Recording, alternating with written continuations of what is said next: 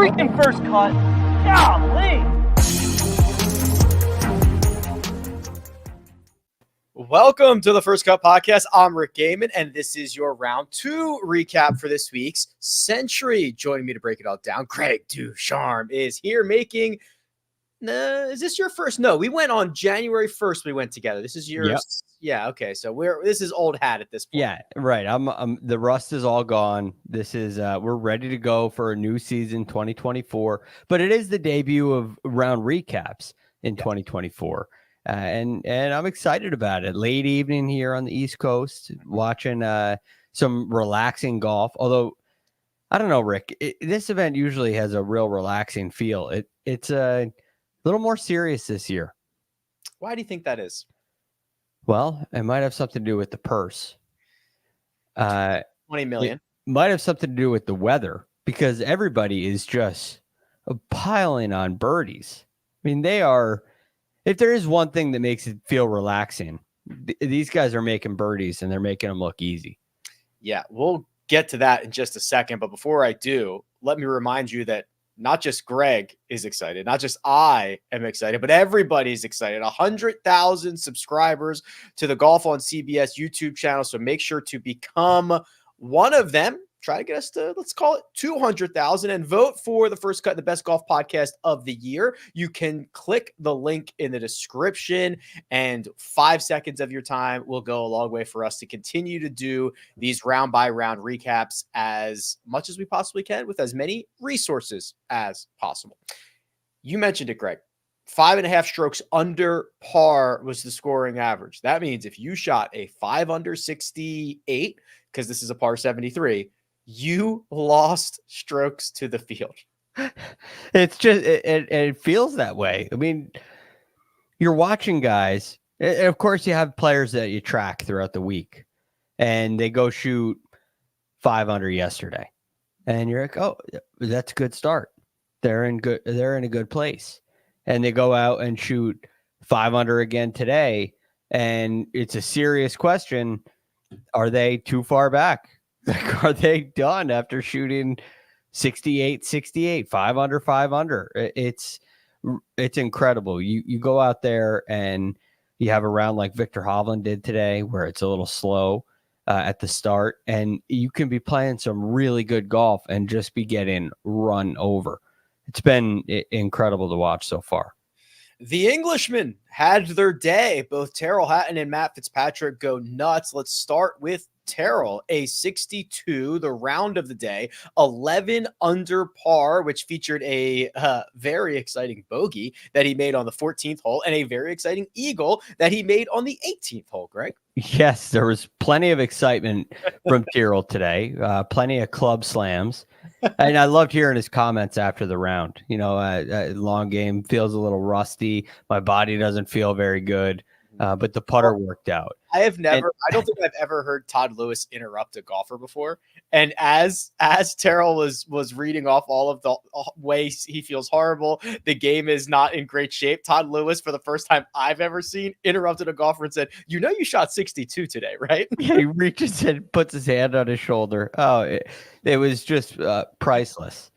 But whatever he has going on is working, and he was right. I mean, it was pretty good analysis, and there's a few reasons why. I don't think you can look at this and say it was poor tee to green by any means, but it was very good on the greens. He got that part right, and he gains 3.2 strokes putting, which leads the field for the day. But the other thing is, on that back nine run, so many of those holes are wedges.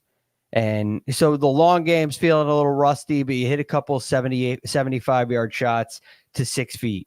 And that's what he did a lot of on that back nine. Hit a lot of those little wedge shots, right? They're partial wedge shots. He hit them in there between 5 and 10 feet and made them. A lot of 8-footers that he poured in the middle, and then added in a few extra bonus ones. So really an impressive round. And even though it has a heavy lean on the putter, it didn't feel like he was leaning on the putter entirely. It didn't feel like it was just silly what he was doing. It looks silly when you look at the scorecard, though. Well, he played with Matt Fitzpatrick, who shot a 9 under 64. So those two alone got to 20 under par on Friday. And it was heat out of the gate for Fitzpatrick, and it was heat at the end of his round. So he played his first 6 holes at 4 under, and then he played his final 6 holes at 5 under. Every other hole was even par, and he got out of there, obviously, bogey free.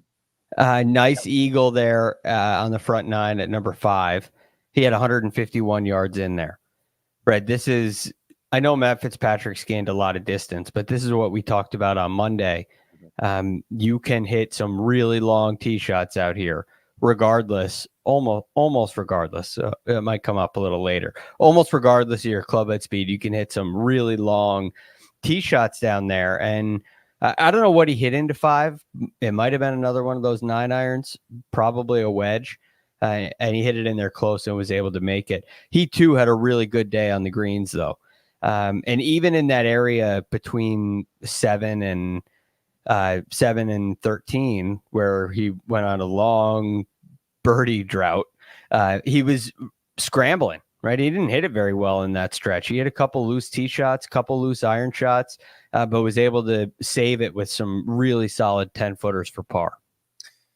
Tyrrell Hatton in at 15 under par. That is a tie for second, 1 shot behind the leader, still yet to be named. Matt Fitzpatrick in at 13 under. That is 3 shots off that leader, yet to be named. The other big mover from kind of the early, I don't want to call it a wave because there's really no waves with a 59-player field, but from the early part of the day was Brendon Todd. He goes out in 30. Greg makes another birdie on 11, another on 14, another on 16. He does give one back on 17 before getting his birdie on 18. This is a good golf course for him, but do you buy into the caddy bump, the new voice, something new on the bag, the idea that now he's got Paul Tesori, gives you a little bit of spark, maybe you can make a run at this thing? Well, hey, we saw it with Cam Young last year. The first time he had Paul Tesori on the bag, he started the match play with 9 straight threes and ended up being the runner-up in the match play. So yeah, maybe there is a new spark with Paul Tesori there. Probably a better matchup for him, Paul Tesori and Brendon Todd, than it is for Cam Young as far as personalities are concerned. But that's a story for a different day. The real thing about Brendon Todd here is his ability on the greens. And I got to give you credit, Rick. You called this on Monday, said when we get into a putting contest, driving's not all that important here. Brendon Todd's the kind of guy that can fill it up. That's exactly what he did today. You know, he gained 2.7 strokes to the field on the greens today. But going forward, if you look at some of the shot tracker data, Brendon Todd's still leaving himself some longer shots into these greens. I mean, you look at the par 5s, they're much harder for him to reach. You look at hole number 12, guys are driving it up by the green. He had 150 yards in. Yeah, he had a 264-yard drive that barely covered the fairway. Right. So now he's a extremely talented and extremely accurate golfer. And you did see him lead the field in fairways hit today. He had 13 of 15. And some of these fairways, even though they're wide, it's hard to keep it in the fairway. He's able to do that, but I think in large part he's landing his ball on some different slopes than everybody else. So it makes this round even more impressive. And of course, he had some fun playing with his best friend Chris Kirk out there. Yes, I'm holding from our Tuesday show, a Brendon Todd top 20 ticket. Now I will not pull a Mark Immelman and do my Friday evening victory lap. We see how don't do that, but you're in good shape. We see how that usually goes, but I like my position better than if he was in 32nd right now. Yes, so, yes. No problem there. Okay, we're going to continue this conversation. We're going to get to the top of the board, the big names, the guys that are lurking as well. But first, we're going to take a quick break and hear a word from our partners. We need your sports news anywhere. We've got breaking news to bring you. Then get your sports anytime you want them. Big trade news overnight to discuss. Because we know you need sports all the time. A lot of movement in the rankings this week. A legend adds to their legacy. We're bringing you that breaking news right here on HQ. CBS Sports HQ, anywhere, anytime, all the time. the leader, the man, the myth, the legend, the number one player in the world, the man owned by 7% of the First Cut one and done contest, the fourth highest owned golfer, Scottie Scheffler, leads the way thanks to a 64 on Friday. So he's opened up 66, 64. He went out in 32. He found 4 consecutive birdies from 12 through 15. And of course, they hand out birdies on 18 like candy. So he got one there. And Scottie Scheffler again enters the weekend as the favorite to win a golf tournament. Oh, he's picking up right where he left off. Although, Rick, his strokes gained tee to green numbers are plummeting right now. He was leading when he ended his round, leading the field when he ended his round. He's now all the way down to 4th. Yes. Gaining just 2 strokes tee to green on the field. He stinks. But this 64 is kind of impressive for a couple reasons. You know, early in the round, he missed a 2-foot putt at number 2. It was 2 feet. He missed it. Gave himself a redemption opportunity because he hit it to 2 feet at number 3 and made that one. But there were a couple of missed 6-footers and 7-footers early. And that can be something that's really scary, not just because he missed them, but because of when he missed them. Right. And missing a putt like that on the second hole is a different experience than missing it later in the round. It can throw off your entire confidence. It can throw everything off, but he was really able to clean it up. And by the time he gets through, the 8th hole, he's got that figured out, and there were no issues coming in for the entire back 9. So just for fun, we've got time here. So he misses the 2-footer on 2. On 4, he has an 8-foot, 10-inch putt for birdie. He misses that. On 8, 7 and 8 were like 25 and 35 feet. So no real issues there. On 10, he missed an 8-foot, 11-inch putt for birdie. On 11, he missed a 15-footer for birdie. On 16, that was a 47-footer. That's not a big deal. 17, same thing, 47-footer. So obviously, this is like if everything goes right, if you win all your coin flips, if you don't miss a 2-footer, maybe it's a 61. Right. And that's just how well he hit it. I mean, there's probably one other guy we're going to talk about that may have hit it a little better than Scottie today, but it's another one of those coin tosses. He was extremely impressive tee to green today and just gives himself so many of those opportunities and those looks. And even if you lose more of your coin tosses than you gain, it still puts plenty of circles on the card because those coin tosses aren't for par. They're for birdie, right? All the time on every golf course. It's remarkable. And I'm just happy to see it. I'm proud. I feel proud because I think this is a really difficult thing to overcome when guys struggle on the greens. And again, you look at these numbers, he gains 2 strokes putting, right? And that's because he's able to make a couple of 25 footers. But when Scottie Scheffler gets outside that 10-foot range, really outside that 5, it's probably 10 feet is probably accurate. When he gets outside of that 10-foot range, the stroke starts to change and it starts to look a lot smoother, and he can make some of those. So that's not a big surprise to me. But when you start when the close ones become a challenge, that's when it starts to leak into the rest of your game. And it hasn't for him. It doesn't affect his strategy. It doesn't affect his attitude for the most part. And that's why he's able to continue to shoot the scores that he does. He is, as mentioned, the favorite to win. We'll get the odds here in just 1 second, but Scottie Scheffler enters the weekend 1 shot clear of the rest of the field. Viktor Hovland is 2 shots off the lead. He played in that group with Jordan Spieth and Scottie Scheffler. This was a very, very slow start for Viktor. He was only 2 under through the turn. He was only 2 under through 13 holes, Greg. So with 5 holes to go, I mean, he is significantly losing to the field, and he is able to salvage this round with birdies on 14, 15, and he rolls in a 52-footer for eagle on 18. All of a sudden, it's a 67 in what could have been a round that really just destroyed his chances of winning this golf tournament. Yeah, it looked like that for a long time. And, you know, yesterday's round was kind of similar. He didn't hit it great yesterday. It was able to salvage some of it with some great work on the greens. Today, I thought he hit it a little better, but it still wasn't. He wasn't giving himself the opportunities that Scottie Scheffler was giving himself or Collin Morikawa was giving himself. A lot of 15, 16 shots to 15, 16 feet. And that's some to 40 feet. And maybe that's the right play in some of these instances, but it's not the typical Viktor Hovland that's firing it at all the flags and giving himself all those putts inside of the 15-foot zone. He was kind of teetering on that brink. So it was hard for him to get it going. It's hard to replicate a putting performance like he had yesterday.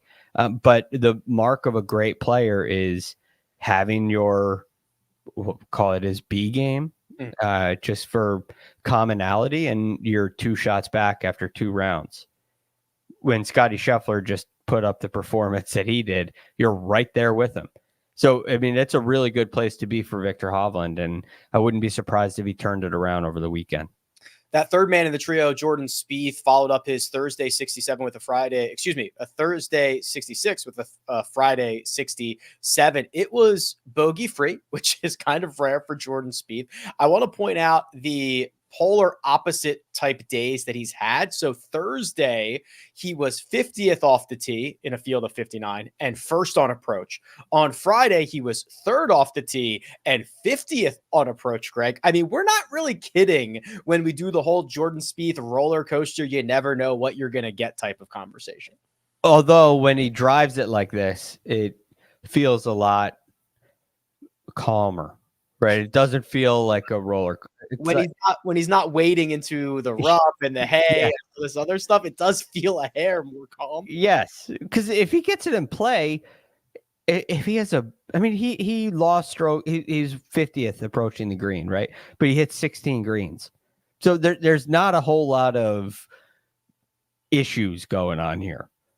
But here's the thing that I really like about Jordan Spieth in this tournament, in this round. There are so many of those wedge shots from inside 100 yards, and his wedge play is some of the best on tour. But this week especially, it looks phenomenal. Those shots have been all over the flag, and I wouldn't be surprised to see Jordan, continue to fill up the birdies. Look at this scorecard, right from 10 to what is that, 15? No, he doesn't make any birdies in that stretch. I mean, that's where all those wedges are. So I think you could see a real turnaround for Jordan tomorrow. Yeah, I'm playing 10 through, so 10, 11, 12, 13, 14. Playing 10 to 14 at even par is giving back at least a stroke to the field. Every single one of those holes playing pretty significantly under par, and that's where guys have been really separating themselves or putting circles on. So yeah, Jordan Spieth lurking. Collin Morikawa, who was our Thursday night leader, lurking, follows up. I guess he was. I guess Sahith clipped him. Yeah, he did. My bad. Sahith clipped him, but Collin Morikawa was 1 shot off the lead. Follows up his Thursday 65 with a 67. Collin has yet to make a bogey this week. He is doing it in the ways that we would expect him to. He's 6th off the tee. He is 7th on approach. He is adequate around the green, 19th, and he is a small winner with the flat stick. He's 28th there in a field of 59. Yeah, the putting today was not great. It was disappointing. And it wasn't 2-footers like Scottie Scheffler, but a lot of 8-footers, a lot of 6 and 7-footers that he missed during this round today. But this is why you like Collin Morikawa heading into a week like this, because those wedges and really irons of all distance are phenomenal for him. And so even though he may lose the accuracy advantage that he typically has off the tee, he's still playing right into his strengths because he's got a second shot from the fairway all day long. And there are a few better than him at that. And you look through this round, and he's not putting from 45 feet very often. Even though these greens are big, he's able to get it up on the right shelf. He's able to give himself some really makeable looks. And that's how a round of 67 ends up looking frustrating, because you're putting for birdie, much like Scottie Scheffler, from right around the hole the entire day.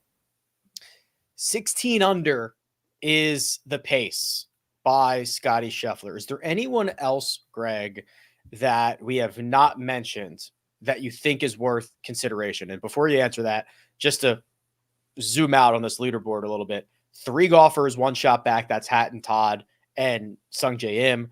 There are 4 more who are 2 shots off the lead. That's Chris Kirk, Viktor Hovland, Collin Morikawa, Benny On, a handful at 13 under as well. So is there anybody else that you think is worth a chat before we move on to the betting board? Chris Kirk. And the reason I said, I thought Chris Kirk hit the ball so well today. Mm-hmm. He was, he had another round that was, he's a little farther back than Scottie, maybe even farther back than Morikawa, but he was all over the flag today and continued to give himself. How many he lost strokes putting. So he shot 65 today and lost more than half a shot putting, 0.7. This was a really impressive round tee to green from Chris Kirk.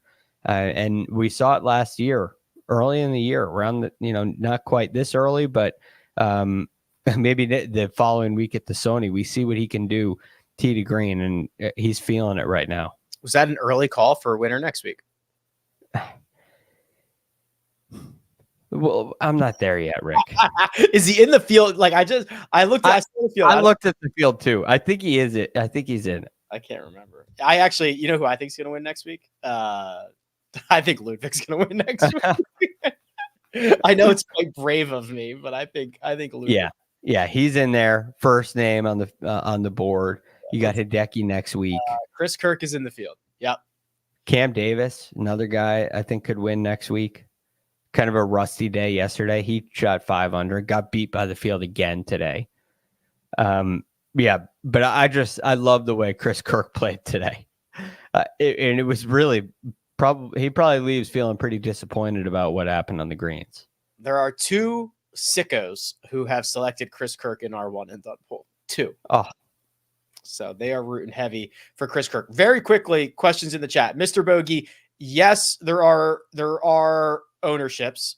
Oh, I'm sorry. I misread that. I thought you meant on Run Your Pool, which is where I'm pulling them from. That's what I thought you were referring to. That's on me. Joseph Bosa, let's just get this out of the way. 5.5 strokes under par. Greg, people will say this golf course is too easy. Your thoughts? No, I don't think it's too easy. I think it's playing easy because there's no wind and the conditions are perfect. And these are the best players on the PGA Tour. And they're doing what they should do. The fairways are big, the greens are big, but there are some really tricky shots out there that you don't realize how difficult they are accessing some of those hole locations. Some of the shots around the greens on that grainy Bermuda. You heard Kisner talking about it in the broadcast. It's very challenging, and these guys are just that good. What I like about it is it asks you to hit a lot of different shots. It asks you to hit a lot of committed shots. And also, again, as I say, every time this comes up, just like make it a par 71 and you'll never hear this conversation again. Like, who cares? Who cares? Right? Par is in. Let me tell you this, Rick. You're right on the button. The only reason that you have par is so you know where people stand when somebody's on the 5th hole and somebody's finishing up on 18. That's the only reason. Right. Par is irrelevant. It's more difficult to say. Tyrrell Hatton just tapped in for 62, and Scottie Scheffler is at 9 through his right. Right. Then you, because then it's impossible. Everyone's like, "Wait, so who's winning?" Right. It's impossible. Or if he's at 10, well, what? I mean, that could be terrible. Could be. I don't know. But he's beaten him by 52 shots. Right. Yeah. So anyway, no, it is not too easy. The scores are very low, but that is who cares? Okay. Yeah. betting favorites. So do we have the board, Josh? I think we do. Scottie Scheffler, as mentioned, is the favorite. His odds are plus 175.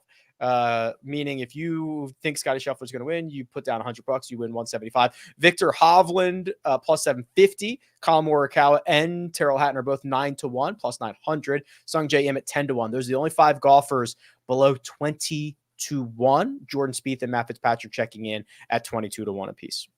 So, Scottie, you just can't go on that number, right? And should have like if you were going to bet Scottie, you should have taken the 6.5-1 or whatever it was before the tournament started. Right. So you can't go there. But he's still probably going to win. He's going to win. Right. But a couple other guys I like just in case, because there's a chink in the armor here. He could still shoot 64. What if he gets a couple of grainy greenside? He could still shoot a 64. Yeah. As if that was the down round. Yeah, you're right. Oh, he could, but his wedge play is so underrated. It's so good. The grainy, the strange lies, like he thrives on that stuff. So I was kind of just letting Kyle do this thing where he's like, oh, he's going to win 5 or 6 times this year. I actually think, the schedule's really good for him to do that, right? He's going to get a bunch of small field events with a lot of money. He's pretty clearly the best player in the world. Jon Rahm doesn't exist in this universe for him anymore. He might win 5 or 6 times. Yeah. He's got a new direction with the putting. Yeah. Which again, like he cleaned that up today. And the 8-footers that we talked about later on are missable. Good putters miss those, right? Those aren't the concerning ones. If it's all of them, that's concerning, but he made some too. So I just feel like the putting's going in the right direction. I don't think it's there yet. And I don't think it has to be there for him to win, which is the really scary thing. So yeah, I would not be surprised at all at a 5 or 6 win season out of him. But I think we should open up the board to some other guys just in case. He only won twice last year. I think that I do not like the way this course sets up for Viktor Hovland, and I'm not sure he likes it either. But I think that your point around like he wasn't very good, he just was able to muster up a couple of things late in that round to keep himself in it. I think that's generally a very good thing. And you're right. If he actually plays above average or plays better on the weekend, he's super live. So I don't love the way, like what I'm seeing, but I see, like, if you were trying to squeeze more juice out of it, I could squeeze that. I could see that. Yeah. Yeah. And he's 2 back, right? He's right in, and has not played well. I thought he's been horrible and he's 2 back. Yeah. Right. Yeah. Which is a sign probably more so for the rest of the year than this week, in my opinion, that, maybe even though Jon Rahm's gone, maybe Viktor Hovland's the problem for Scottie Scheffler winning 5 or 6 times. Yeah, I could see that after what we've seen so far this week. Collin Morikawa, I think, is very live. Not the best number. I understand that. And I still think Jordan Spieth's live too. So I know those are some of the big names, but this is the crazy thing too. Lastly, if you're 10 under, right, or 11 under. 11 under is a great example because you got Schauffele and Cantlay there, who I think are both capable of a comeback. They're tied 19th.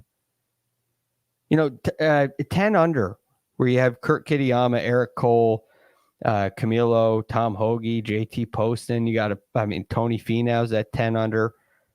They're in tied 22nd. They're only 6 back. Is that too far back? You're just gonna they're like, let's take the Xander Cantlay example. They're gonna have to shoot. They're have to find 162 or something out there. Right. And that's why I think this is so hard for today. Right. Putting anything on the board today is a real challenge because you don't know. There's 25 guys. where a 62 tomorrow puts them right up near the top of the lead. It completely changes everything. Without scrolling all the way down, take a guess at who's in last place. Give me a short list. You could probably come up with a short list. Yeah, I saw this yesterday. I know Cam Davis was down there yesterday. He's He second. got 5 under though. Yeah, he's second to last now. He's second to last. So he's at 3 under, second to last. Yeah, there's two guys. There's 2 guys at 3 under. Cam Davis is one of them, and then there's one guy at 1 under. I don't think I would have gotten this one. I don't think I know who it is. I don't know who it is. Andrew Putnam. Oh, it's too bad. I liked him this week. I thought he could have a good week here. Justin Rose hit the wrong golf ball yesterday. I saw that. There's this weird, there's a weird trend where guys like are not marking their balls as frequently anymore. Like with a Sharpie. Yeah. Well, you can get your name printed on it or something. You gotta mark it. But how do you just go over there and say it's a Titleist 2, must be mine? Buddy, like everybody's playing a Titleist 2. It's a mistake. It's a big mistake. Now it's nice to know what everybody else in your group is playing. But when you get in situations off the fairway, you got to be able to see that mark. So it's really valuable to have some kind of dot next to your mark, some kind of marking. It's a very easy thing to do. It's like, get creative with it. It's like the thing that requires zero skill required. Zero skill, maybe a touch of creativity. I get my dog's face is printed on mine, and I never confuse my ball with anybody else's. Yeah, that's a good way to do it. I play a Titleist 1, and I put a line on it, and I got a couple. I'll do a black line, a blue line. I'll have some of those in my bag, and so the line's on one side, and I have my kids' initials on the other side. There you go. So. Right? Oh, okay. Titleist 1, blue line. That's me. Titleist 1, MTTJ. That's me. You're good. I'm covered on all sides. Do they send you a dozen of just ones? Yeah. Oh, more than one dozen, Rick. You're big time, dude. You could get that too. You just get those pesky 2s, 3s, and 4s. I don't want them. I want number 1. On that note, we are ending this podcast. Greg, you and I tomorrow night as well, correct? Yes, I'm looking forward to it. All right, buddy. Me and Greg will run it back on Saturday night. For now, big thanks to producer Josh, does all the hard work behind the scenes. Follow Greg on Twitter at TheRealGFD, and you can find me at Rick Run Good. This has been The First Cut. We'll catch you next time.